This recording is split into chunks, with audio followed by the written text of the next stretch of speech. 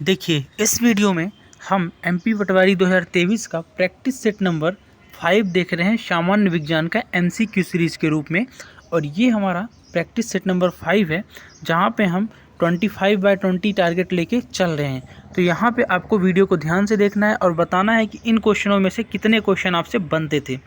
पहले क्वेश्चन से ही शुरू करेंगे सामान्य विज्ञान एमपी पटवारी के लिए कि पारसेक डॉट डॉट का मात्रक है। तो आपको बताना है पारसेक किसका मात्रक है। तो पारसेक यहाँ पे जो हो जाएगा ये हो जाएगा आपका दूरी का मात्रक। तो पारसेक दूरी का मात्रक होता है, ये आपको पता होना चाहिए, सबसे बड़ा मात्रक होता है। ठीक है।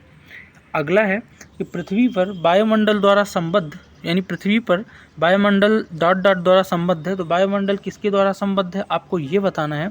तो वायुमंडल जो है ना गुरुत्वाकर्षण के कारण पृथ्वी पे है, याद रखना है आपको। अगला क्वेश्चन देखेंगे कि प्रेरण में आवेशों का स्थानांतरण डॉट डॉट होता है। तो प्रेरण में आवेशों का स्थानांतरण कैसे होता है। तो दूर से ही होता है। कहाँ से? दूर से ही आवेशों का स्थानांतरण होता है। अगला है कि बॉल बेयरिंग का उपयोग कब किया जाता है। तो बॉल बेयरिंग याद रखिएगा, बॉल बेयरिंग का उपयोग जब हम फ्रिक्शन यानी घर्षण को कम करने के लिए करते हैं।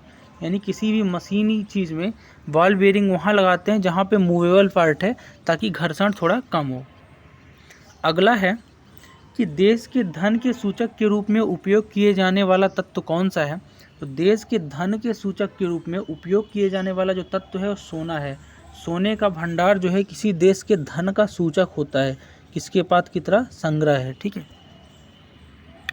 अगला है कैक्टस, यानी कि जिसको आप नागफनी भी कहते हैं, कांटे किसका रूपांतरित प्रकार है। तो कैक्टस यानी नागफनी पे कांटे जो हैं किसका रूपांतरित हैं। तो पत्तियां ही है कांटों में परिवर्तित हो जाती हैं जब आप इनको छुओगे, तो इसको छुई मुई भी बोलते हैं।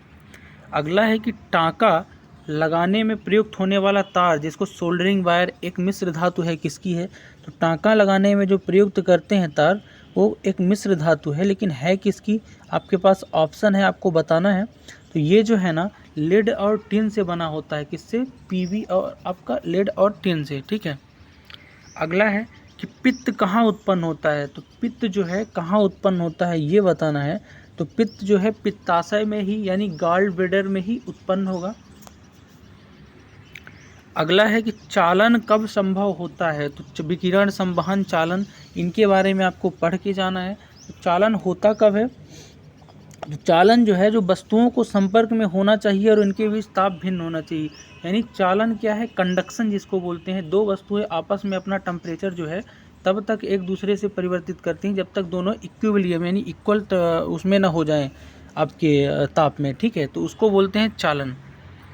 अगला है कि एक उपकरण जो यांत्रिक ऊर्जा को विद्युत ऊर्जा में परिवर्तित करता है वह कहलाता है।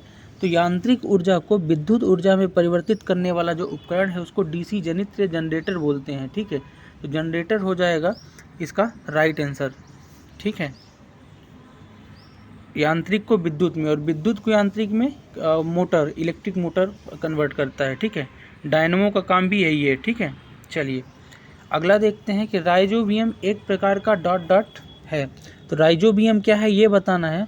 तो राइजोबियम जो है ना सहजीवी जीवाणु है। कैसा जीवाणु है? सहजीवी जीवाणु, यानी कि साथ में रहने वाले जो जीव हैं वो सहजीवी जीवाणु।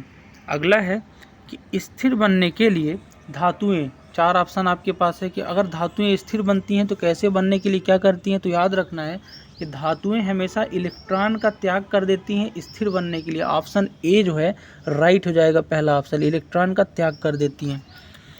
क्वेश्चन नंबर 13वां देखेंगे कि धातु एम के ऑक्साइड का सूत्र M2O3, इसके नाइट्राइड का सूत्र क्या होगा। तो धातु एम के ऑक्साइड M2O3 है, तो नाइट्राइड क्या हो जाएगा ये बताना है।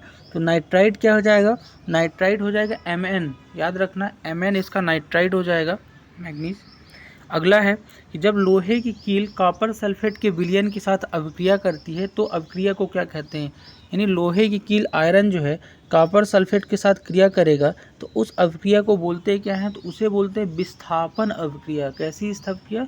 विस्थापन अभिक्रिया। नेक्स्ट है कि निषेचित अंड को क्या कहते हैं। तो निषेचित अंड को क्या कहते हैं ये बताना है। तो निषेचित अंड को इसमें से क्या बोलते हैं, चार ऑप्शन आपके पास हैं। भ्रूण गर्भाशय, गर्भस्थ शिशु और युग्मज। ठीक है, तो निषेचित अंड को यहाँ पे युग्मज बोलते हैं, यानी कि युग्मज इसका राइट आंसर हो जाएगा। अगला क्वेश्चन देखेंगे, क्वेश्चन नंबर 16 है कि निम्न में से कौन सी धातु शुद्ध अवस्था में पाई जाती है। तो सबसे शुद्ध अवस्था में कौन सी धातु पाई जाती है, तो सोना ही है हमेशा जो शुद्ध अवस्था में आपका पाया जाता है, किसी के साथ जल्दी क्रिया नहीं करता। अगला है कि इनमें से कौन सा विकल्प केवल आभासी प्रतिबिंब ही बनाता है, यानी कि इमेजिनरी आभासी प्रतिबिंब कौन सा बनाएगा आपका, केवल आभासी प्रतिबिंब बनाने वाला विकल्प। तो उत्तल दर्पण जो है ना, याद रखना हमेशा क्या बनाता है, आभासी प्रतिबिंब ही बनाता है उत्तल दर्पण। क्वेश्चन नंबर 18 है कि निम्नलिखित में से किस विधि का उपयोग दूध को दूध पाउडर में परिवर्तित करने के लिए करते हैं, यानी मिल्क को मिल्क पाउडर बनाने के लिए क्या करेंगे, तो जल निष्कासन, यानी कि जिसमें दूध में जो जल है उसको निकाल दोगे तो केवल दूध का पाउडर बन जाएगा। 19वां क्वेश्चन है कि वे जीव जिनमें केंद्रक तथा झिल्ली परिबद्ध कोशिकांग अनुपस्थित होते हैं क्या कहलाते हैं। तो जिनमें केंद्रक झिल्ली परिबद्ध कोशिकांग जो है नहीं होते हैं उन्हें बोलते हैं प्रोकैरियोटिक कोशिका, और यूकैरियोटिक कौन सी होती है, जिसमें झिल्ली होते हैं। ठीक है, अगला है कि आपके पास दो कीले हैं, इसमें से एक तीक्ष्ण सिर वाला और दूसरा भूतरी सिर वाला है, तो आप दोनों में समान बल लगाते हैं तो कौन सी कील पहले घुसेगी, यानी एक कील नोकीली है और एक कील बिना नुकीली है, तो कौन सी कील पहले घुसेगी अगर समान बल लगाएं। तो जिस सीधी सी बात है कि जिसका सिरा जो है नुकीला होगा वही पहले घुसेगी, तो राइट आंसर यही हो जाएगा। तो ये थे आपके टॉप 20 क्वेश्चन सामान्य विज्ञान के एमपी पटवारी के प्रैक्टिस सेट सेगमेंट में। तो इनमें से कितने क्वेश्चन आपसे बन रहे थे कमेंट करके ज़रूर बताइएगा। बाकी मिलते हैं नेक्स्ट वीडियो में, तब तक के लिए जय हिंद।